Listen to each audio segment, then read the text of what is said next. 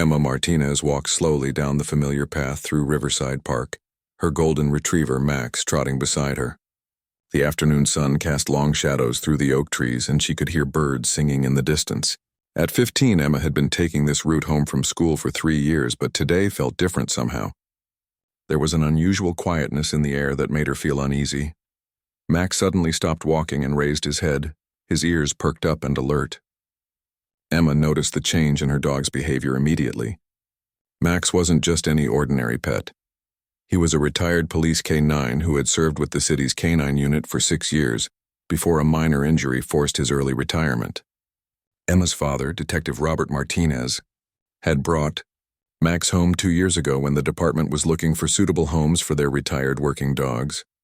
The transition from active duty to family life hadn't been easy for Max.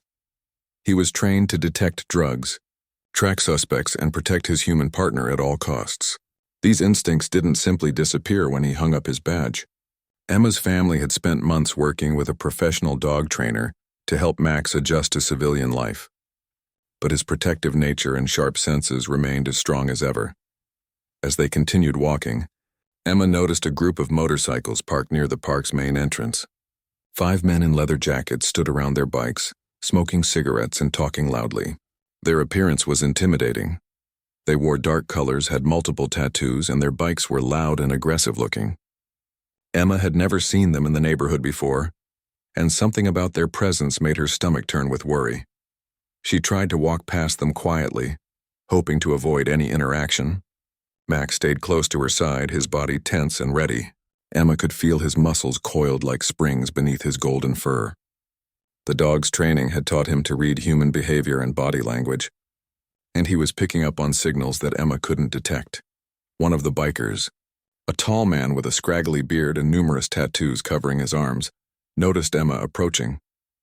He nudged his friends and pointed in her direction. The group turned to look at her, their conversation stopping abruptly. Emma felt her heart rate increase as she realized she had become the focus of their attention. "Hey there, little girl," the bearded man called out, his voice carrying a mocking tone. "What's a pretty thing like you doing walking alone in the park?" Emma kept her eyes forward and tried to walk faster, but the path led directly past where the men were standing. There was no other route home that wouldn't require a long detour through unfamiliar streets. She wished she had her phone with her, but she had left it at home that morning in her rush to get to school on time. The bikers spread out slightly, creating a human barrier that Emma would have to navigate around. Their body language was deliberately intimidating, and she could smell alcohol on their breath as she got closer. Max's hackles began to rise, the fur along his back standing up in a clear sign of alertness and potential aggression. "Don't be rude," another biker said, this one shorter but stockier than the first. "We're just trying to be friendly. Why don't you come over here and talk to us for a minute?" Emma's training from her father kicked in. Detective Martinez had taught her basic safety rules from a young age. Never engage with strangers who make you uncomfortable. Always trust your instincts and never let anyone isolate you from public areas. But the park was unusually empty that afternoon, and she realized she might be in real danger. "I need to get home," Emma said firmly, her voice steadier than she felt inside. "My dad is expecting me." The bikers laughed and the bearded man stepped directly into her path. "Your daddy isn't here right now, is he? Why don't you just relax and chat with us? We don't bite much." Max positioned himself between Emma and the men, his body low and ready for action. The dog's intense stare was focused on the bearded man, who seemed to be the leader of the group. Max's police training had taught him to identify the primary threat in any situation, and his instincts were telling him that this man posed the greatest danger to Emma. The atmosphere grew more tense as the bikers realized that Emma wasn't going to be easily intimidated into compliance. They had expected a frightened teenager who would do whatever they wanted, but Emma's calm demeanor and Max's protective stance were not what they had anticipated. "That's a nice dog you got there," the bearded man said, his tone becoming more aggressive.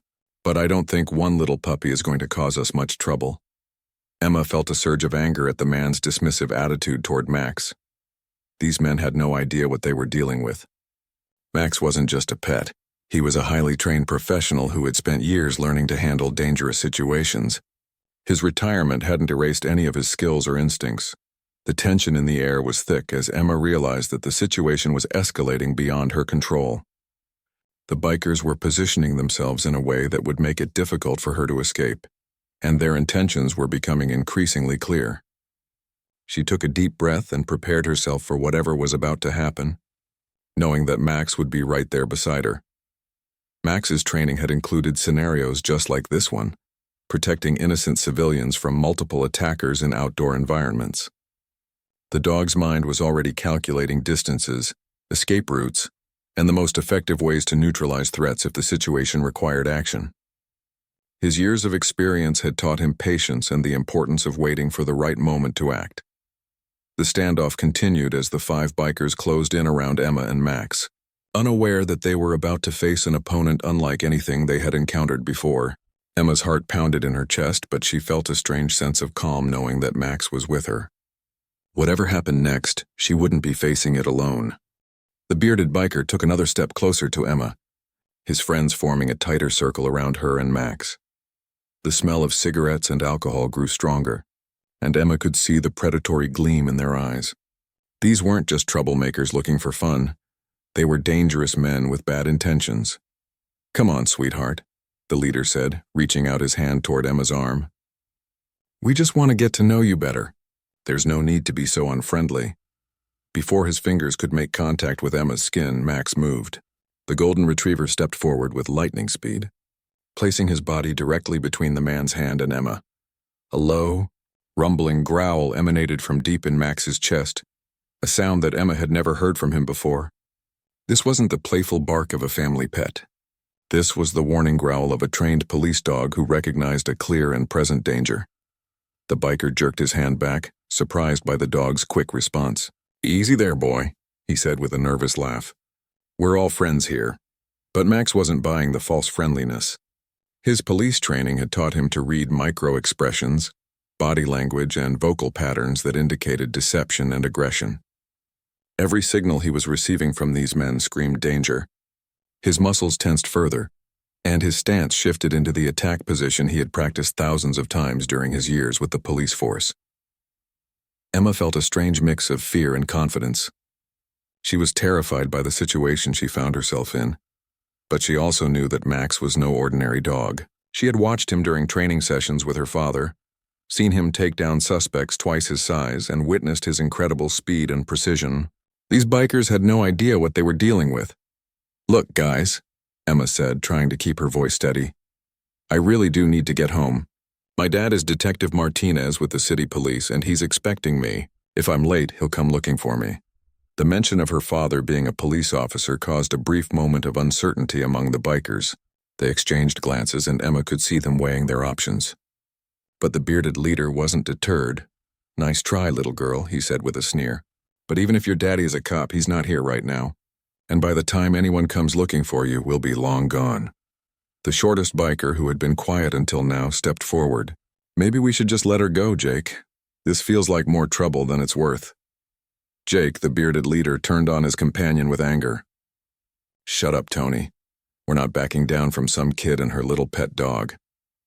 Max's ears twitched at the dismissive term pet dog. If dogs could feel insulted, Max certainly would have been. He had spent 6 years earning the respect of criminals and fellow officers alike. He had tracked down drug dealers, found missing children, and protected his human partners from countless dangerous situations. He was a professional, not a pet. The tension escalated when Jake made a critical mistake. He reached into his jacket pocket and pulled out a switchblade, the metal blade clicking into place with a sharp sound that cut through the afternoon air. "Maybe your little doggy needs to learn some manners," he said, pointing the knife in Max's direction. This was the moment Max had been waiting for. In his police training, the appearance of a weapon was an automatic trigger for immediate action. The dog's military-grade training kicked in and years of conditioning took over. Max's handler had drilled into him that weapons posed a mortal threat that required swift neutralization. Emma watched in amazement as Max's entire demeanor changed. The friendly family dog disappeared, replaced by the highly trained police canine he had once been. His body became perfectly still, his eyes locked onto the weapon in Jake's hand, and his breathing became controlled and measured. The other bikers sensed the change in the atmosphere. Even though they didn't understand what was happening, they could feel that something significant had shifted. Max was no longer just a dog standing between them and their target. He had become something far more dangerous. "Put the knife away," Tony said nervously. "This is getting out of hand." But Jake was too committed to back down now. He had shown weakness in front of his friends by revealing the knife, and his pride wouldn't let him retreat. "The dog doesn't scare me," he said, though his voice carried less confidence than before. Max made his decision. The knife represented an immediate threat to Emma's safety, and his training demanded action. Without warning, the dog launched himself forward with explosive speed. His powerful hind legs propelled him through the air with the precision and force of a guided missile. Jake barely had time to register what was happening before Max's full weight slammed into his chest. The impact sent the biker stumbling backward, his arms windmilling as he fought to maintain his balance. The switchblade flew from his hand, clattering across the asphalt path and coming to rest several feet away. The other bikers stood frozen in shock, unable to process what they had just witnessed. One moment they had been intimidating a young girl, and the next moment their leader was on the ground with a golden retriever standing over him, showing teeth that looked much larger and more dangerous than they had moments before. Max planted his front paws on Jake's chest, pinning him to the ground. The dog's face was inches from the man's, and his dark eyes stared directly into Jake's with an intensity that made the biker's blood run cold. This wasn't the playful gaze of a family pet. This was the focused stare of a predator who had successfully neutralized his prey. Emma watched the scene unfold with a mixture of awe and relief. She had heard stories about Max's police work from her father, but she had never actually seen the dog in action. The transformation was incredible. Max had gone from gentle family companion to elite law enforcement officer in the span of seconds.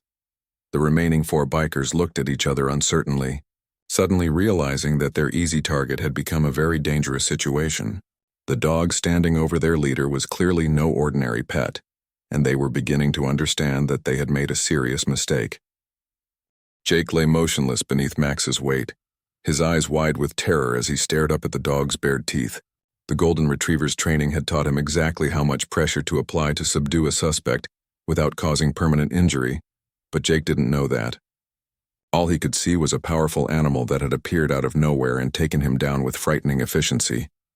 "Get this thing off me," Jake gasped, his voice shaky and desperate. He tried to push against Max's chest, but the dog's position was perfect. Max had learned from his police handlers how to use leverage and body weight to maintain control over suspects much larger than himself. The other bikers remained frozen in place, unsure of how to help their leader without risking attack themselves. They had come to the park expecting easy intimidation of a defenseless teenager, not a confrontation with what was clearly a highly trained guard dog. Max maintained his position over Jake, while keeping his peripheral vision focused on the other 4 men. His police training had taught him to monitor multiple threats simultaneously, and he was ready to respond if any of them made aggressive moves toward Emma. The dog's ears swiveled constantly, picking up every sound and movement in the immediate area. Emma felt a surge of pride watching Max work. She remembered the stories her father had told her about the dog's service record, how Max had helped capture dozens of criminals, found missing persons, and even located evidence in complex investigations. Now she was seeing firsthand why Max had been considered one of the best police dogs in the department. "Please," Jake whimpered, all his earlier bravado completely gone. "I wasn't going to hurt anybody. We were just having some fun." Max's response was to increase the pressure slightly, making Jake wince. The dog had heard similar pleas from countless suspects during his police career, and he wasn't fooled by false remorse. His training had taught him that truly dangerous people often tried to talk their way out of consequences once they were caught. Tony, the shorter biker who had expressed doubts earlier, took a cautious step backward. "This is insane," he muttered to his companions. "That's not a normal dog. Look how it's holding him down. It knows exactly what it's doing." The observation was accurate. Max's positioning was textbook police dog technique. His front paws were placed precisely to maximize control while minimizing the risk of the suspect escaping or retaliating. His weight distribution kept Jake immobilized but didn't restrict his breathing. This was the result of years of professional training, not lucky instinct. Emma found her voice and spoke clearly to the remaining bikers. You need to leave. Now. Before this gets any worse for you. Her confidence had returned now that she saw Max in complete control of the situation. She knew that her father would be proud of how she was handling herself under pressure. Detective Martinez had taught her that showing fear only encouraged bullies and criminals, while projecting strength often made them reconsider their actions. One of the other bikers, a thin man with multiple facial piercings, started toward his motorcycle. This is crazy. I'm not sticking around for this. But Jake called out desperately, Don't leave me here. You can't just abandon me. The pierced biker paused, torn between loyalty to his friend and self-preservation. Then tell your dog to back off so we can go. It's not my dog, Jake shouted, panic rising in his voice. I don't know how to control it. Max sensed the fear in Jake's voice and recognized it as a sign of submission. During his police work, he had learned to distinguish between genuine surrender and tactical deception. Jake's terror was real, which meant the immediate threat level was decreasing. However, Max wasn't ready to release his prisoner yet. His training protocols required him to maintain control until his human partner arrived to take charge of the situation. Since Emma wasn't his official handler, Max was operating on his own judgment about when it would be safe to disengage. Emma realized that she needed to take more active control of the situation. Max, she said firmly, using the command voice she had learned from watching her father work with the dog. Good boy. Hold position. Max's ears perked up at the familiar command structure. Even though Emma wasn't his official handler, she was family, and her father had taught her some basic control commands for emergency situations. The dog maintained his position over Jake, but acknowledged Emma's authority with a slight tail wag. The remaining 3 bikers were having an intense whispered conversation among themselves. Emma could hear fragments of their discussion. Words like cops, trouble, and get out of here drifted across the distance between them. Finally, Tony made the decision for the group. Jake, we're leaving. Whatever mess you've gotten yourself into, you'll have to deal with it yourself. You can't do this to me, Jake protested, but his friends were already moving toward their motorcycles. The sound of engines starting filled the air as they prepared to abandon their leader. Emma felt a moment of satisfaction, watching the bullies turn on each other when faced with real consequences for their actions. It was a lesson her father had taught her about criminal behavior. People who victimized others rarely showed loyalty when the situation turned against them. Max remained perfectly still during the chaos, his focus never wavering from the man beneath him. The dog's discipline was remarkable, despite the noise and movement around him. He maintained his professional composure and continued to monitor his prisoner. As the 3 motorcycles roared to life and sped away from the park, Jake's situation became even more desperate. He was now alone with Emma and Max, cut off from any help from his former companions. The reality of his predicament began to sink in. Look, kid, Jake said, his voice becoming more pleading. I'm sorry about what happened. We really were just messing around. I never meant to actually hurt you. Emma looked down at him with the same skeptical expression her father used when interviewing suspects. You pulled a knife on a 15-year-old girl. That doesn't sound like messing around to me. Max's ears twitched at Emma's words, and he let out another low growl as a reminder to Jake that the dog was still very much in control. The sound made Jake flinch and close his eyes, clearly overwhelmed by his circumstances. Emma stood over the scene watching Jake squirm beneath Max's steady control. The afternoon sun was starting to sink lower in the sky, and she knew her father would begin to worry if she didn't arrive home soon. Detective Martinez was always punctual about family dinner time, and Emma's tardiness would definitely trigger his protective instincts. She pulled out her phone. She had found it in her backpack after the immediate danger had passed, and quickly dialed her father's number. Jake's eyes widened with renewed panic as he heard the phone ringing. Dad? Emma said when Detective Martinez answered. I'm at Riverside Park and I need you to come here. Max just had to stop a man who was threatening me. There was a brief pause on the other end of the line, followed by her father's calm but urgent voice. Are you hurt, Emma? No, I'm fine. Max took care of everything. But you need to come get this guy. He pulled a knife on me. I'm on my way. Stay exactly where you are, and keep Max in control of the situation. I'll be there in 5 minutes. Emma ended the call and looked down at Jake, who had gone pale at the mention of police involvement. "My dad's coming," she said simply. "Detective Robert Martinez of the Metro Police Department. I'm sure you two will have lots to talk about." Jake's breathing became more rapid as the full consequences of his actions began to dawn on him. Threatening a minor with a weapon was a serious felony, and being caught in the act by the victim's police officer father was about the worst possible outcome he could have imagined. "Please," Jake begged. "Can't we just forget this happened? I'll never bother you again. I promise." Max seemed to sense Jake's increasing desperation and shifted his weight slightly, reminding the man that escape was not an option.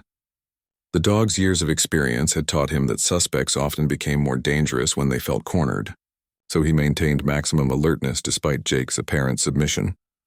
Emma shook her head at Jake's plea. "You made your choice when you decided to threaten me. Now you have to deal with the consequences." Her response reflected the lessons her father had taught her about justice and accountability. Detective Martinez had always emphasized that actions had consequences, and that people who victimized others needed to face the results of their choices. The sound of a police siren in the distance caused Jake to close his eyes in defeat. Emma smiled, recognizing the distinctive pattern her father used when responding to family emergencies: 3 short bursts followed by a longer tone. Within minutes, Detective Martinez's unmarked patrol car pulled into the park's parking area. Emma could see her father's focused expression through the windshield as he quickly assessed the scene. Behind him, 2 additional police cruisers arrived as backup. Detective Martinez approached the situation with professional calm, but Emma could see the controlled anger in his eyes as he took in the sight of his daughter standing over a man, being held down by Max. The protective father and experienced police officer were both evident in his demeanor. "Emma, are you okay?" he asked first, his paternal concern taking priority over police procedures. "I'm fine, Dad. Max handled everything perfectly." Detective Martinez nodded and then shifted into full police mode. "Max, release," he commanded firmly. Max immediately responded to his former handler's voice, stepping back from Jake but remaining in a ready position nearby. The dog's transition from active restraint to standby mode was smooth and professional, demonstrating the deep bond and communication system he had developed with Detective Martinez during their years of partnership. Jake struggled to his feet, his legs shaky from the prolonged stress of being held down by Max.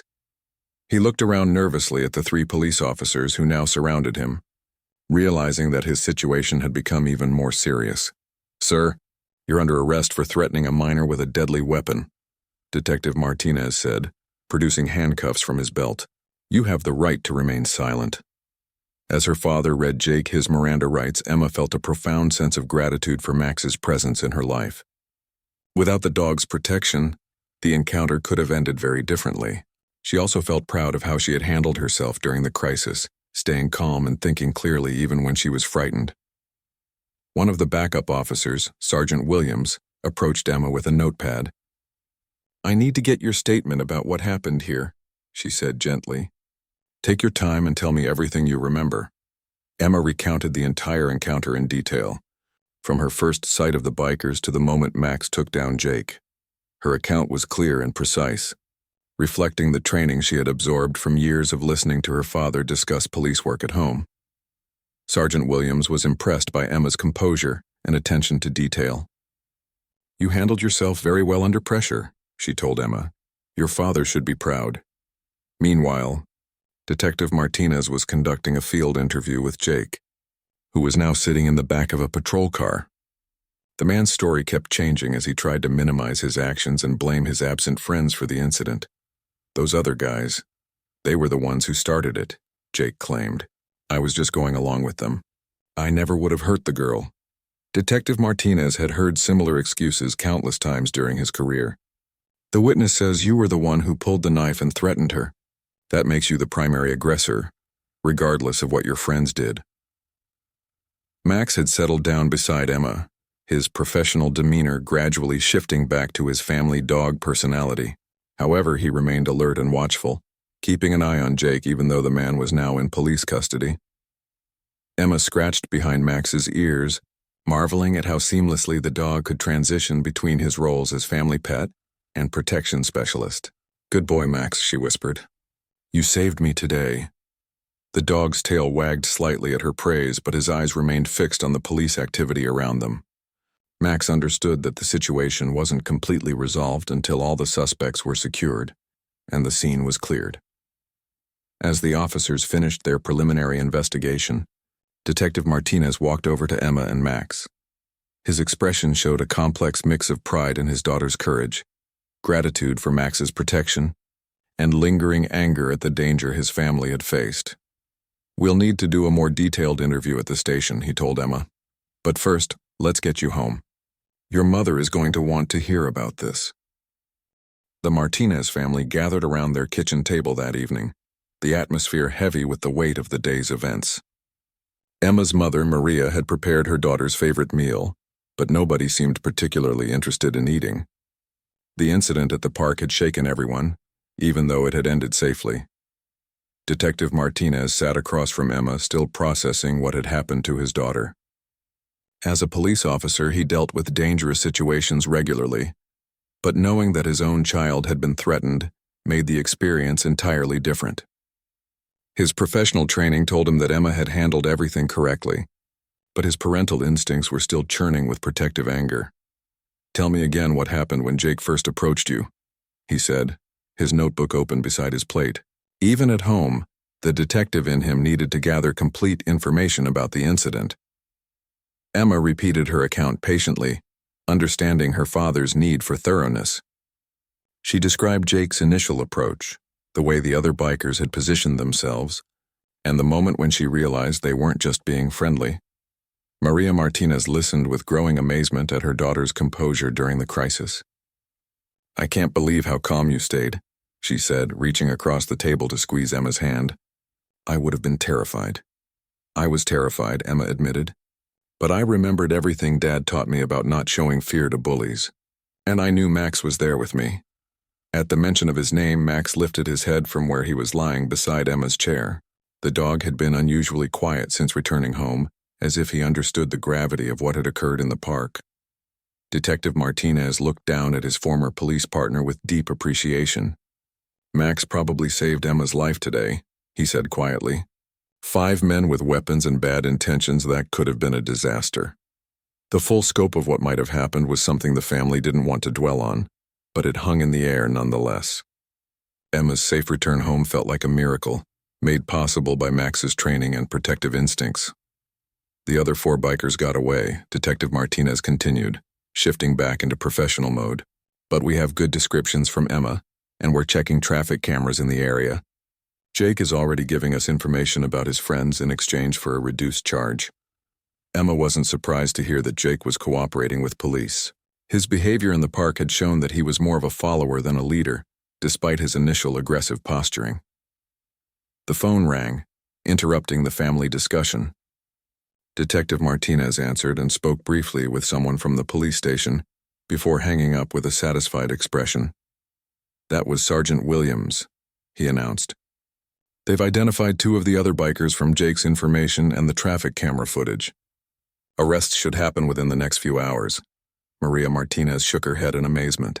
All of this because they thought they could intimidate a teenage girl in broad daylight. What were they thinking? "They weren't thinking," Detective Martinez replied grimly. "That's the problem with people like this. They see an opportunity to feel powerful, and they don't consider the consequences." Emma found herself thinking about the moment when everything had changed in the park. "Max knew they were dangerous before I did," she said. "He was alert and ready even before they said anything threatening." Her father nodded knowingly. Police dogs are trained to read body language and pick up on subtle cues that humans miss. Max could probably tell from their posture and behavior that they had bad intentions.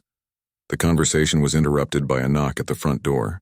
Detective Martinez went to answer it and returned with Captain Reynolds, his supervisor at the police department. Emma had met the captain several times at police social events, and she knew he had a special fondness for Max. "I had to come by and check on everyone," Captain Reynolds said, settling into a chair at the kitchen table. "And I wanted to see how our retired hero is doing." Max approached the captain with his tail wagging, clearly remembering the man from his police service days.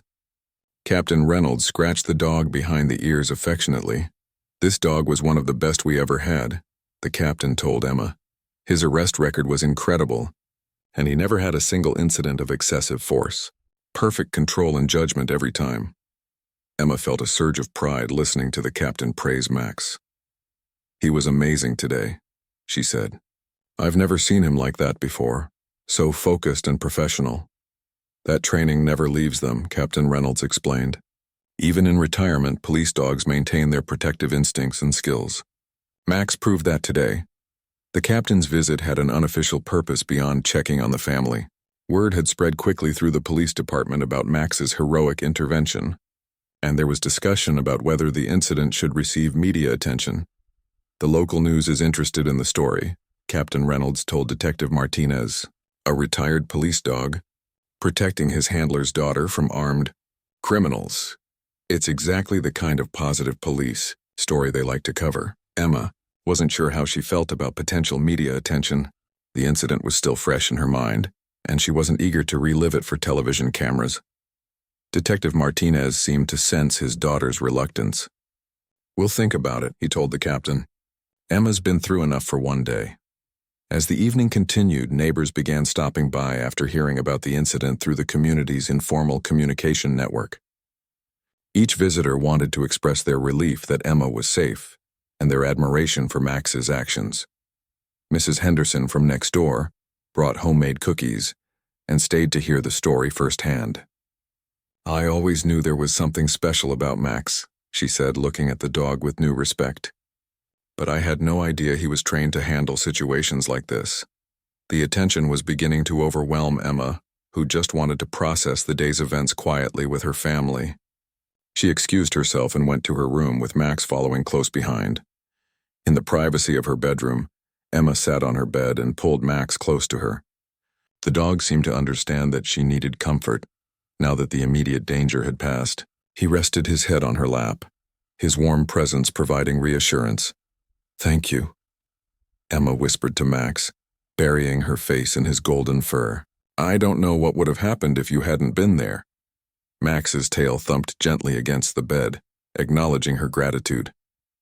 The bond between them had deepened significantly through their shared experience, creating a connection that would last for the rest of their lives together.